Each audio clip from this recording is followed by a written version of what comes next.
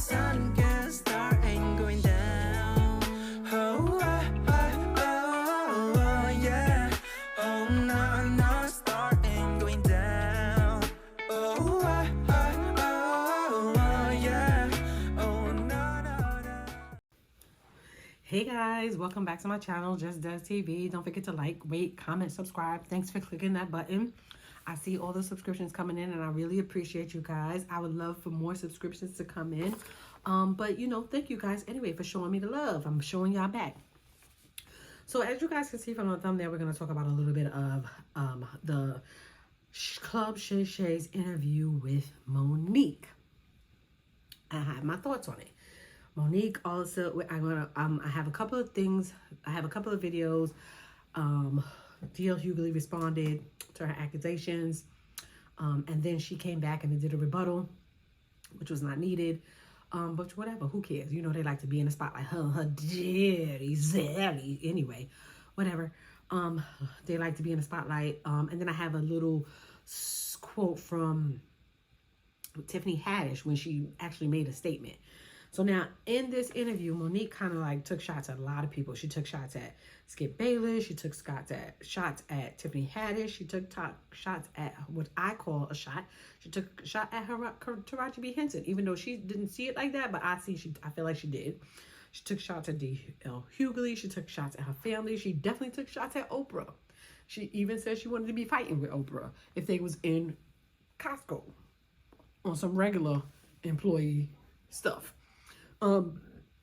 There's a lot of things that I want to talk about that happened in this interview, and we'll unpack. So I put a little compilation of some of the interview together for you guys. I'm going to let you guys take a look at it, and then I'm going to come back, and we're going to discuss. I'm going to tell him it's his baby. I can't let you do that. That's not right. So what I stand for is right. And I think where we run into a problem in our community, in our group, we get so caught in, well, that's not your place, but you see wrong happening, right? So when you see wrong happening, what you do? Do you just stand back and say, that ain't my business? Or do you look and say, well, I knew that wasn't his baby. Now the baby 21 years old and he's trying to find his father. What you going to do? The class that. The slow one. Yeah. Yes. Yes. Yeah. You had a couple. Say it, baby, now. I want you to say it. Spell it out. How about this here? Hey. You got 2 laps. You had 2 recesses. Okay. You stayed the same class. Okay, but I did not wear a helmet. Okay. Now, since you want to go there, I did not have to wear that helmet, baby. So yes. As such a problem with Cat Williams. People have a problem with people that says, I'm going to tell the truth. I'm going to tell the truth. And that causes a ruckus. And you would say, why are people upset with the truth? When you hear Steve Harvey say, there are repercussions when you tell the truth. Well, remember when we were children? What would your grandmother tell you? Tell the truth. Tell the truth, because if not, there will be what? Repercussions. Right. Well, now it's got turned around. When you tell the truth, there'll be repercussions. So what's the opposite of that? Should I tell a lie and get a reward? So that's how we're rolling right now. That's how we're dealing with one another right now. So when it comes to, when I saw Taraji broken on those platforms, it was painful to watch. However, Taraji and I had a conversation over a decade ago. Yes. In my trailer when I was doing the Monique show. And she said, you know, you got to keep on getting it until your turn comes. And I said, Taraji, most of us die before our turn comes. We got to ask for it right now. Now, I understand that because there was a time I felt the same way. Exactly. Because that's what I was told. Right. You just keep on and we'll get him the next time. We'll get him the next time. We'll get him the next time. And the next time never comes. And then you see our sister broken, sitting on those platforms. Now, when I said it, why didn't it get the traction when you said it, that when she said it, now all of a sudden everybody's coming? And I don't have a problem. I'm glad. Yes. But if you said this a decade ago, and I remember you saying it over a decade ago, why didn't it get the traction? Why didn't it get the support? Why wasn't it propped up when Monique said it? I think there's a few reasons why. Number one, it was the messenger. I should just be grateful I got invited to the party. You a big fat black woman. How dare you be the one? And then on top of that, you're saying names. You're saying Oprah's name out loud. You're saying Tyler's name out loud. You're saying Lee's name out loud. You're saying Lionsgate out loud. That's not what we do. We say they. We say the people. We say the studio. We say the producers. How dare you actually say our heroes' names? You're very specific. These are our heroes. How could you say their names out loud? Because they're the ones that did it. And if I don't say it out loud, now you see a woman that is swallowing that pain, that is so stressed out. Then you see our sister Taraji B. Henson sit on that platform. And I love that baby because she's a beautiful spirit. But to see her that broken, what our community was saying was, we have a hard time, some of us, we have a hard time seeing a strong black woman with her back straight and a chin up and a strong black man standing by her side. We have a hard time accepting that. But we can accept seeing a black woman broken. Now it's really serious because she's falling apart. Our community had a hard time with those two things. And when I would hear people say, why is her husband there? Why is he there? It's a sad day when we're questioning why a black man would stand with his black woman. So when you hear black women saying we're the most undervalued, disrespected, underserved, mistreated, violated, exploited, we get all of that. Then you see a black man standing with his black woman saying, not on my watch. And you hear some black men saying, why her husband got to be there? We're in a sad state of affairs when we begin to question black love and black unity. So they didn't want to hear me, some of them, because of what I look like, because I spoke about their heroes, and because they saw that man standing right there strong. Did they question? He's your manager. Name he's him. Name him. He's the prophet. Come on, name him. Whatever he's all encompassing. Yes. He's a toolbox with all the tools that Monique needs. All of them. And so when I heard people saying that, why is he there? Why does he have to be in every interview? Why does he have to be in the background? Why can't Monique do that? Why not? Why not? Why not? And that's when you see, and these are my sisters, but when you see Taraji, when you see Viola, when you see our sisters speaking out, you never see that representation sitting right there with them. Mm-hmm.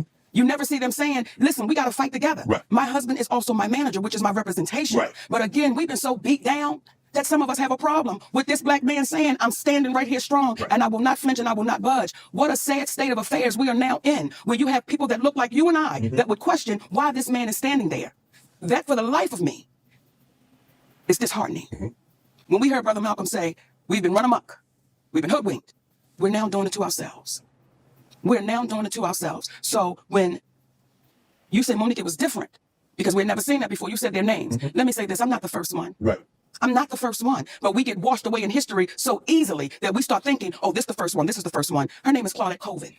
And she's not the first one, but she was before Rosa Parks. Mm-hmm. But because Claudette Colvin did not fit the picture that they thought she should look like, she was dark-skinned and she had coarse hair. And because the organization, I believe it was the NAACP, mm-hmm. did not think she would be accepted by the white people, mm-hmm. they had to get somebody that they said the white people could accept. We keep repeating the same thing because what I said is no different than what anyone else is saying. Not at all. Right. It was the messenger.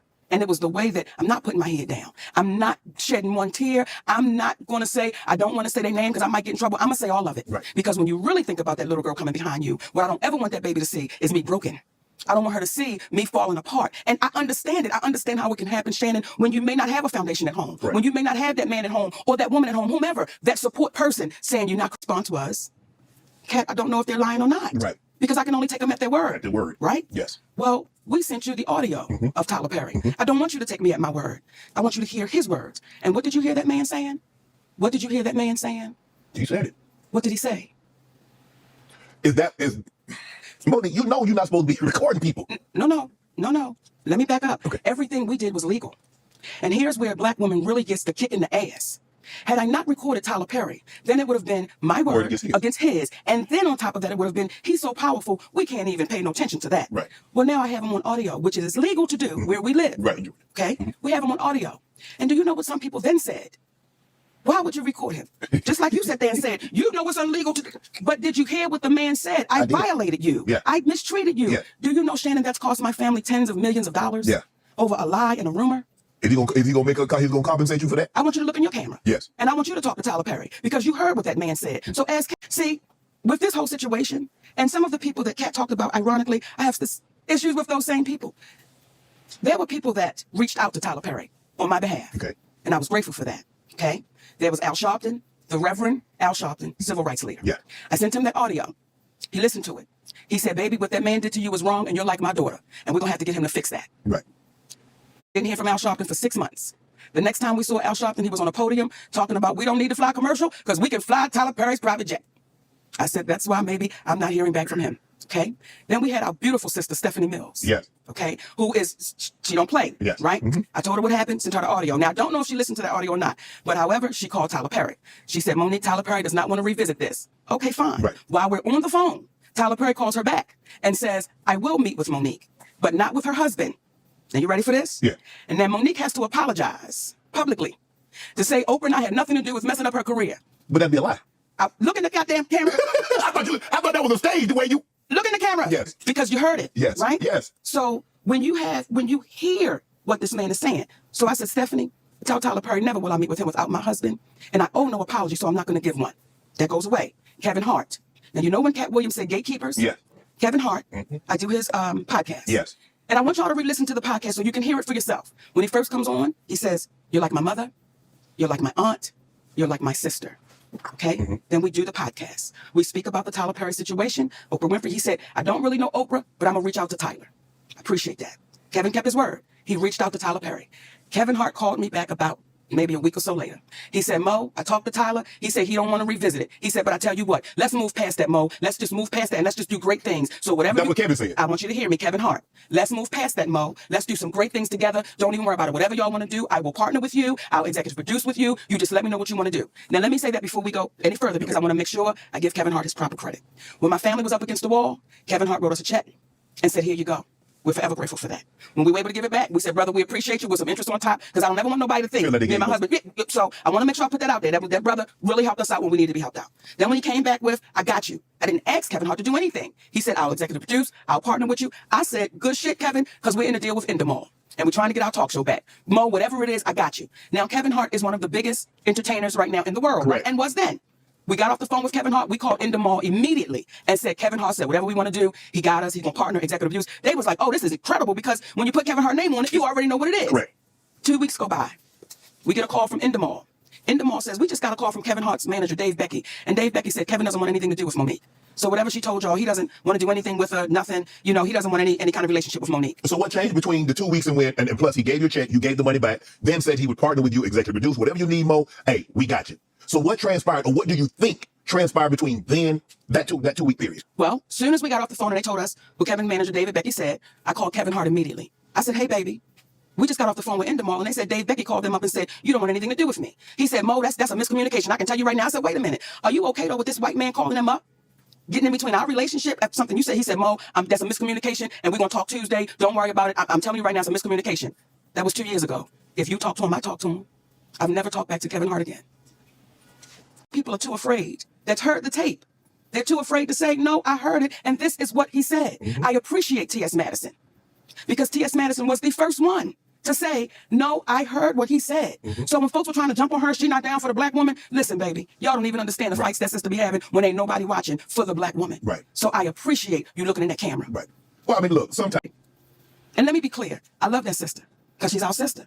She just got to come back across the street. We got the light on. When I speak about Oprah Winfrey, I speak about that woman because she's spoken about me. And when you begin to speak about me privately, I'm going to speak about you publicly. You've been unfair. You've been unjust. And you watched a black woman be thrown under the bus, and you said nothing. And here's what's interesting as well. My husband was saying to me, after I won the Oscar award, right? And she had the people come, you know, to talk to the Oscar winners. And I go on the stage and I talk to the Oscar winners. Well, when we go to a commercial, the people in the audience, and I say this humbly, as my husband was telling me, he said, Mama, they wasn't screaming Oprah. They were screaming Monique, right? So much so, I had to say, y'all gonna shut that shit up now. We get ready to go back on the air. We having fun, right? He said, but I watched Oprah. He said, I watched her almost turn in her seat like they screaming her name. Now, some people would say, oh, Monique, you're reaching. Well, let me tell you what then happens. The movie The Butler, that movie was offered to me. Lee Daniels came out and said, I did offer Monique The Butler. But as he said to me, he said, Mo, at the time I didn't have no power and I didn't have no money. So when Oprah said she wanted it, so who played the lead role in The Butler?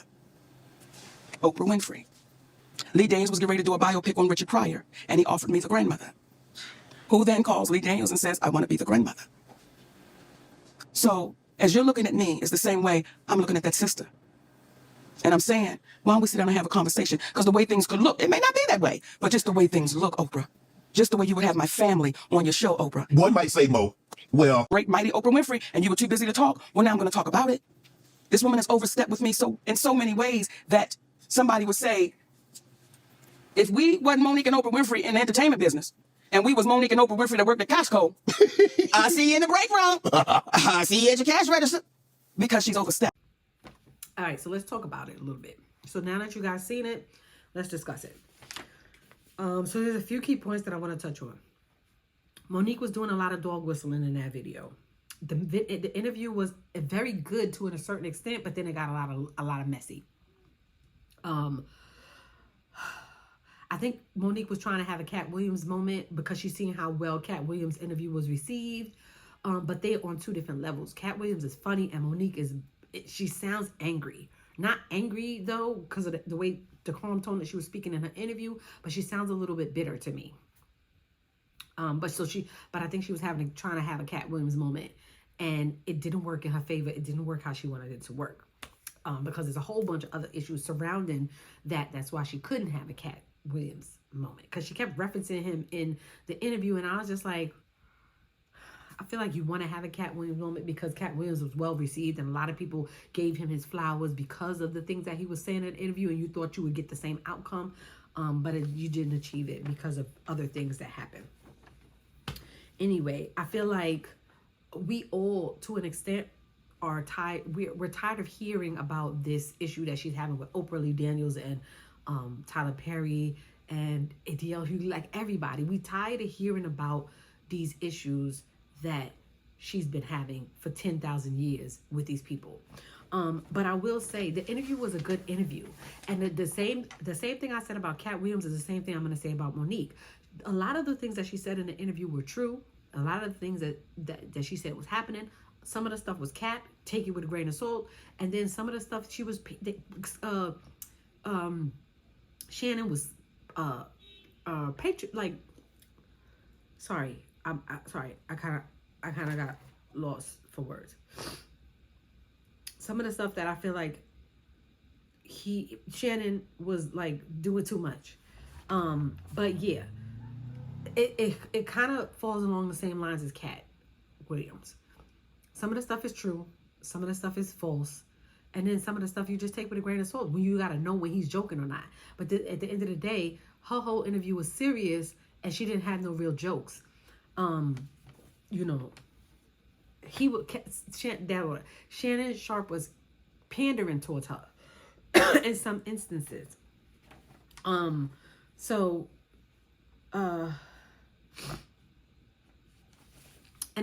another thing that I had got out of it is I feel like she only fights for issues that pertain to her. She claims that she fights for issues for everybody, and every time she keeps saying the black community and the black this and the black that, and I'm just like, ma'am, a lot of the issues that you discuss and you address, if it didn't affect you directly, you really don't care.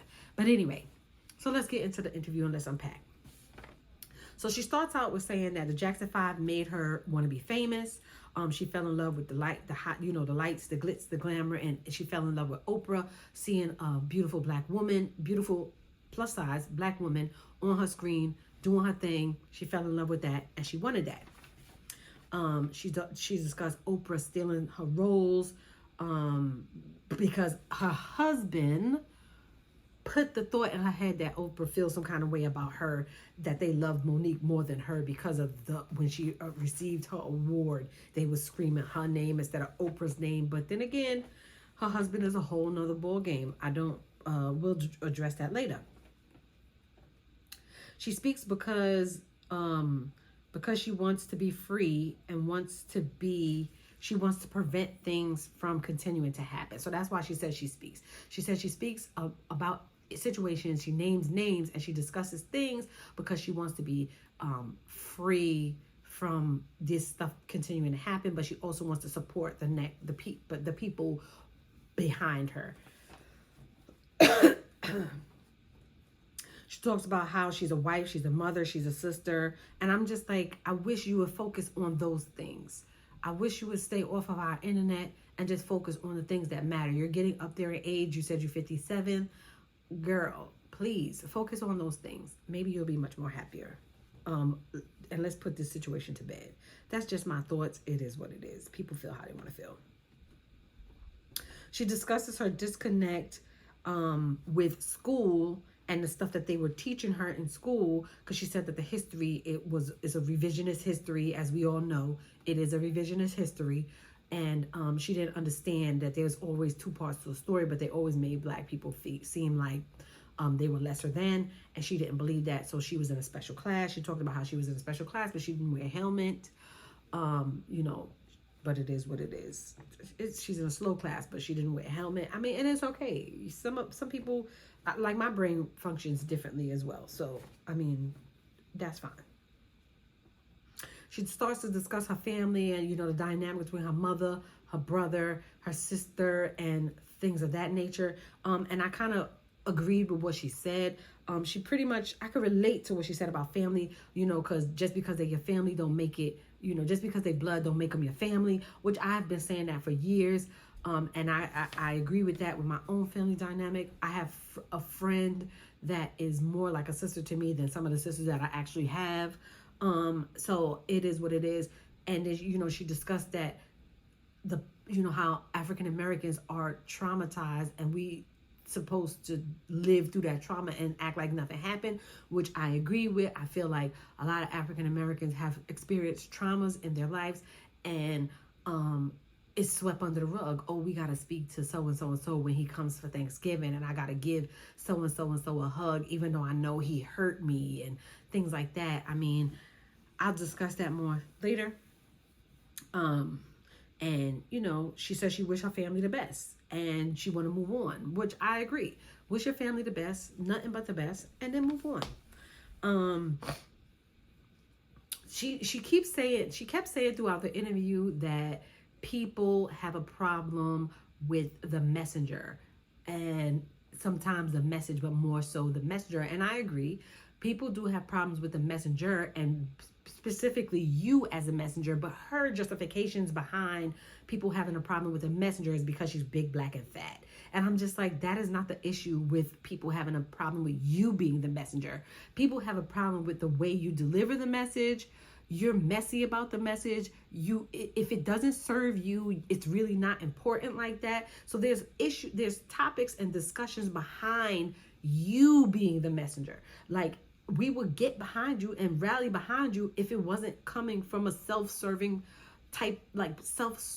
purpose for you. That, you know what I'm saying? And the same dials back to the situation with the Netflix issue. You had an issue with Netflix. You didn't get a special with Netflix because they lowballed you, and you expected everybody to rally together behind you to support you. And that Netflix special was lackluster at best. I saw it. And I was unimpressed. I got annoyed because you talked about irrelevant stuff, and then you mainly talked about your husband. Nobody wants to hear always about your husband, ma'am. I miss the old Monique. I used to like Monique of the Parkers. I used to like Monique of the Queens of Comedy. I just got to take a deep breath because I feel like Monique is exacerbating. It gets annoying to continue to have this conversation about the same things 10 years down the line. Here we are 10 years down the line, we still discussing it. It's annoying now. So she discusses Taraji B, right? Taraji P. She discusses Taraji B, and she keeps saying how Taraji P was broken, and she was really broken. And to see her on the stage and she was broken and blah, blah, blah. But Taraji B was more disappointed. Taraji P. She was more disappointed than broken. I don't think she was broken. I think she was upset. And then I think she was disappointed because of the circumstances and the situation. And with a movie like The Color Purple and how they were treated, the disrespect. She's a seasoned actress. Everybody rallied behind Taraji P because she made it more about them as a collective as opposed to her as an individual. And that's the difference between you and Taraji. You made it about you as an individual, and you wanted people to rally behind you as an individual, which you always do. But Taraji P made it about the group as a collective. Fantasia and that other lady, I can't remember her name, but then, you know,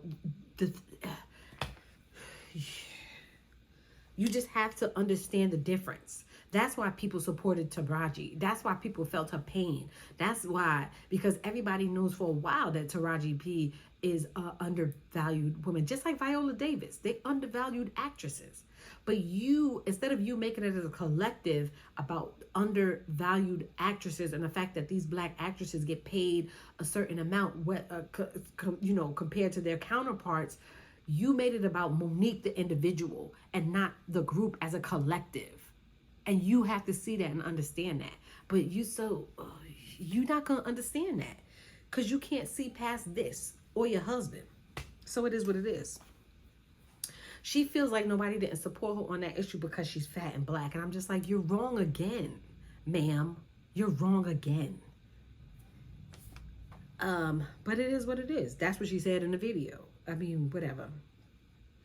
She doesn't understand why people have issues with her husband. She doesn't understand why people get upset when they see her husband around. That's because of what he represents. That's because of what he represents. And we see that he's just problematic. And you were not this problematic until he came along and got his claws into you. But that's debatable.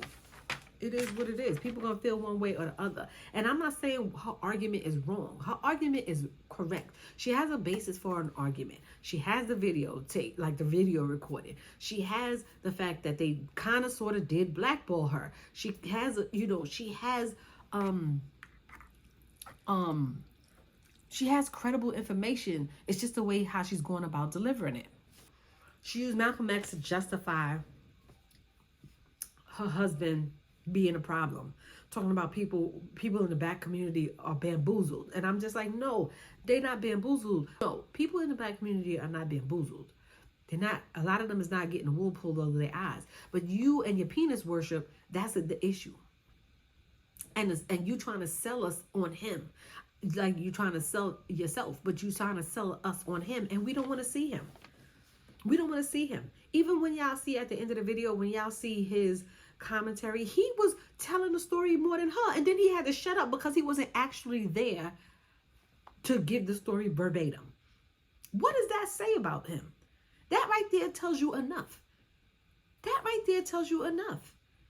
If you have a gripe with somebody, you should not be the one delivering the story. The person with the gripe should be the one delivering the story. He's speaking about a situation that he was not even privy to. He wasn't even present for that discrepancy with him. But y'all see what y'all want to see. I'm just tired of seeing her on my screen. I know that much. I feel like I'm tired of seeing a lot of people on my screen, and y'all gonna hear this constantly throughout my thing. But I'm just like, girl, just go give yourself a hug. Go pray. Go pray. She used all of these historical context events to prove false examples to support her arguments. She used Claudette Colvin. Oh, because they didn't like. Yes, we all know that she was there before Rosa Parks, but if you know your history, you know that happened, right? Oh, but she didn't have the complexion for the connection. She was too whatever. She didn't fit the stereotype, and Rosa Parks was lighter, so that's why she got more of blah blah blah whatever. Okay, but that still doesn't support your argument, because that's not the reason why people didn't rally behind you and support you with this issue with Taraji, and we rallied behind Taraji. You and Taraji is about the same complexion, so give it a rest. So then she discusses the Queens of Comedy and a couple of tours that she was on. She discusses the headlining with D.L. Hughley and a contract situation. And then she discussed the Queen of Comedy. But let me tell y'all something. As y'all know, I seen the Kings of Comedy. I went to go see it in Madison Square Garden. Seeing the Queens of Comedy, the same. I didn't think Monique was that funny. I didn't think Monique was headlining material. I literally felt like Samoa, and I can't remember her name, the chick with the big jaws. She's a comedian too with the big mouth. I can't remember her name. If you guys know her name, put her down in the description. She got like buck teeth. And I felt like those two were the funniest of the bunch. And they made Monique the headline for what? Monique was not as funny as Samoa. And I've seen both of those shows. That's why I could speak about it. But let her tell it. She deserved to be the headliner. All right, boo. Okay, I'm not mad at you. I'm not fighting with you. But I know from my eyes, you were not the funniest. You were not the funniest. It is what it is. And it's funny how Shannon Sharp brings up the point that people want you to not like someone or something because of their personal experience with them. But Monique doubled down on that fact, right? But wasn't she telling us to do the same thing with Netflix?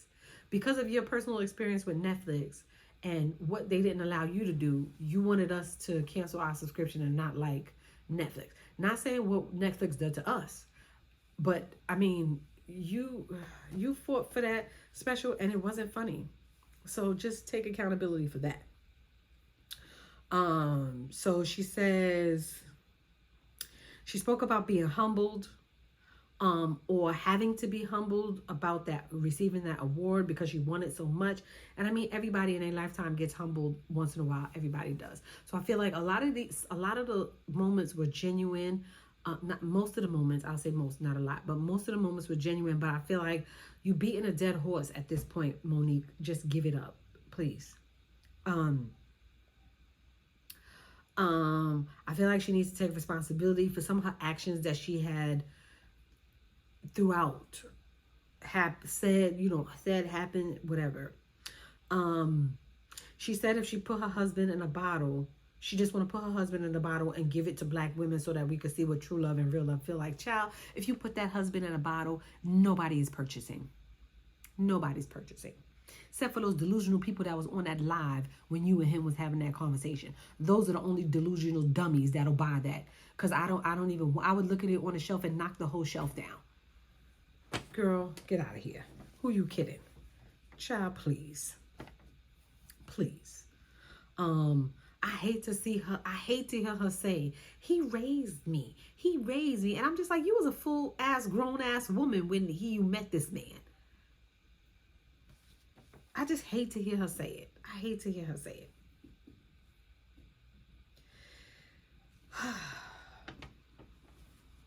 And the crazy thing is, I feel like, okay, so she said a lot of things that, it was just Lee Daniels and Tyler Perry was the ones that was saying that she was difficult to work with. And I'm just like, maybe you weren't so nice to some people and,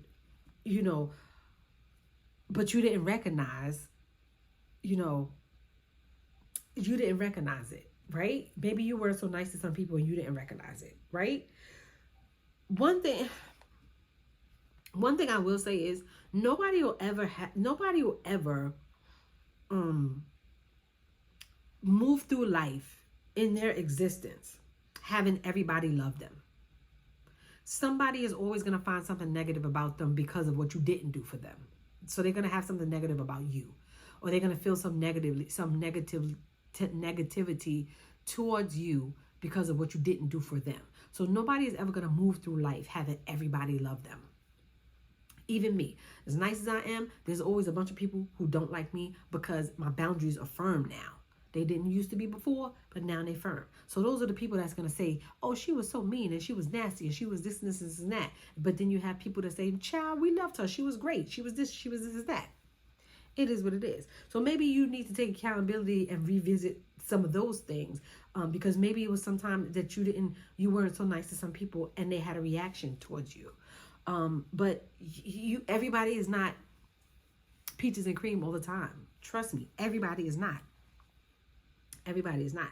So she keeps talking about this tape that she had about Tyler Perry. Tyler Perry confirming that he did mistreat her, or he did say X, Y, Z about her. She's letting everybody hear it, and he needs to apologize for that. I mean, that needs to be addressed, but I don't think they're going to address it because she keeps beating this dead horse. So I don't think they're going to address it, because everybody who she spoke to, from Al Sharpton to Kevin Hart to Shannon Sharp, like everybody said they don't want to address. They spoke to Tyler Perry, and Tyler Perry said he's not going to address it. So Tyler Perry's not going to address it. Let it go. Like I said before, I did agree that, we are trained to accept trauma, because that's how we grew up. And, yeah. I mean, as a person who's been traumatized with that, like by that statement, I know, because I had a family member who traumatized me, and upon his death, I did not want to go to the funeral. And my whole family shunned me, and they, even to this day, oh, you didn't go. That's what they say when they talk about that. Oh, you didn't go, so you wouldn't know. And I'm just like, so what? I didn't go. I don't really care. But they won't let me live it up. And probably like 5 years later, they still won't let me live it up. But yeah. So honestly, I just wish that she would, that people would stop talking about her and stop giving her and her husband reason to come together as a unit and just discuss anything, because I hate to see them. And I'm just being honest. I hate to see them. So with what I want to say is, Monique, sweet baby, and I say this with love, go pray. Go talk to Jesus. Do whatever you need to do to heal yourself so that you can move on from this situation, because we do not want to keep revisiting this time and time and time and time again. Sweet baby, I mean it. With all my heart, girl. I say this with love, sweet baby. Okay? All right. Please, please, please, please. So that concludes my video about Monique. Now I'm going to play DL Hughley's rebuttal, and then I'm going to play Monique's rebuttal. And I'm going to see y'all in the next one. Peace. Well, Club Shay Shay is getting messier and messier. It's almost like Wendy Williams didn't go anywhere. She just got a wait set. And so Monique was on. Every time I see Monique these days, she's on doing some greasy video with her and her daddy complaining about something or working out. I don't know nobody work out that much in gain weight unless every crunch you do has got captain in front of it. But apparently she goes on Club Shay Shay and tells the story about how she came on my radio show and I wasn't there at the time. And my co-host Jasmine Sanders played a game that we played all the time with everybody called Would You Rather. She apparently was so offended by that she said she got off. She called me. Monique did, and she said I was very dismissive, like, Monique's a liar. When Monique did call me, I heard her complaints. I listened to her and I pulled the segment. So if I had been as dismissive as she alleges I was, that segment would have aired. It didn't, because I respected her wishes. She's a liar. Well, Club Shay, it's also befuddles the shit out of me how somebody who as a comedian talks as much shit about everybody else as she does, she has the temerity to be offended about anything as much shit as you say about people. Then she encouraged everybody, allegedly it stems from the fact that I used to always talk about her on video after video, and she encouraged her sweet babies to look at the video and find them. Do that. Do exactly what she says. And you know what you're not going to find? You're not going to find any evidence of that, because Monique is a liar. She's lying about that. But what you will find is Monique talking about some alleged contract dispute we had. Look at the ticket. It says D.L. Hughley, then Monique. She knows the story. But what she did in response to that, she talked about my dog, my wife. This broad even brought out my daughter's personal trauma. My daughter was molested, and Monique brought that shit out and told the world that I allowed my daughter to be raped in front of me. The lying mother. She knows she was lying. And it only stopped when everybody from my family checked her. It's interesting. You know what else you won't see Monique doing? You won't ever see her with her family, videos with her children or grandchildren, because nobody with me. How do you have sweet babies when your own babies don't with you? How do you love us for real when there's no evidence of anybody loving you for real, except your daddy, who you apparently have to pay? And FYI, daughters are paid for by daddies, not daddies who get paid by their daughters. You know what else you won't see Monique doing? Telling jokes. Monique, if she'd have spent as much time actually writing jokes and writing her Netflix special as she did complaining about not having one, it wouldn't have been trash. It got the worst reviews of any Netflix special in history, because that's what Monique does. She complains and she has grievances. You never see her being a human being. You never see her being sweet. She knows she was lying. And it only stopped when everybody would come up and warn to people, except when she's using it to butter somebody up to get something. There's a reason why everywhere she goes, it starts. Everywhere she goes. How is it that nobody with you, not even your family? How do you, I was on the road, get it. I get it every goddamn week. Look at my schedule versus yours. See how much I'm gone. And I still manage to have a relationship that I cherish with my children. Can you say the same? You can't. It's all you do is talk about your grievances and who did you wrong. There's a reason you're by yourself. There's a reason you got to pay a man to love you. It's sad. There's an old adage that says you can't buy love. It's a shame, Monique, that you probably always will have to. And anybody that knows good business, the memo is saying this is what I would like, right, but the contract is saying this is what it is. Okay? Yes. He put out a memo to our community, and that touched me a little different, because I was saying, why would you lie to our babies? Because now they're thinking if they send somebody a memo, that's what they're supposed to get. Mm-hmm. Okay? I was contractually signed to go as the headliner. Right. You mean you go later? D.L. Hughley didn't come into the building until 9:30. Now, contractually, I said I have to be on stage by 9:30, because if the show starts at 8, I refuse to keep an audience waiting. Right. That is disrespectful to the audience. Correct. When I went on that stage, Shannon, I made sure everything I said, he heard me. Because now you're here, I'm going to say it to you. Mm-hmm. Anybody that knows good business, the memo was saying this is what I would like, right, but the contract. Our brother, D.L. Hughley. Mm. And we are firm believers on what is right and what is wrong is wrong. Yes. So we got to start off by saying there was an inaccuracy as it regards Monique saying that there was a cease and desist that was given to DL to shut it down. Mm-hmm. What had taken place, to be accurate, was after Monique spoke to Brother DL on that conversation, Brother DL said, what? Well, after we spoke on that conversation, when we hung up that phone, the last thing he said was, it is what it is. And I said, DL, then we're going to have to get our attorney involved. That's the last thing me and DL Hughley said on that conversation. And after having that conversation with Monique, we went and got our brother, D.L. Hughley, attorney involved, Attorney Anderson. At the time, there were some emails that were transferred back and forth between his side and our side, and it escalated to a point when we had our attorney on the email, whereby then finally D.L. said that he would scratch the interview. Yes. So it was inaccurate that a cease and desist had to be given. However, that was the next step, and that's what Monique remembered, because when I discussed it with her, we said that would be the next step. But to D.L.'s credit, at that moment, when it had escalated, that's when he decided to shut it down. However, that is a bit different from how it seemed to have been communicated, whereby on the phone, they were having a conversation and it was kumbaya. Though he never used those words, kumbaya, it did not end, attorney, with her being under the impression that this was going to be resolved and shut down.